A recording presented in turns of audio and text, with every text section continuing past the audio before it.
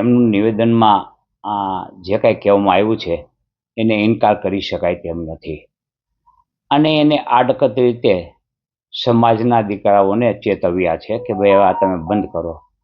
એટલે સમાજના દીકરાને જાગૃત કરવાનું કામ કર્યું છે તે આવકાર્ય છે. પરંતુ આ જવાબદારી માત્ર સમાજની છે તો ના, આ જવાબદારી છે તે કલેક્ટિવ જવાબદારી છે, સહિયારી જવાબદારી છે. સમાજ, સંતાનોના વાલી અને પ્રશાસન આ બધાએ સંયુક્ત રીતે કામ કરશે તો આ દૂષણને ડામવામાં આપણે સફળ રહેશું. જવાબદારીઓને એકબીજા ઉપર ઢોળવાથી આ દૂષણ ડામી શકાશે નહીં. દીકરાઓને સમજાવવાની, એજ્યુકેટ કરવાની જવાબદારી છે એ માવતરોની છે. એની ઉપર દેખરેખ રાખવાની જવાબદારી છે એ માવતરોની છે.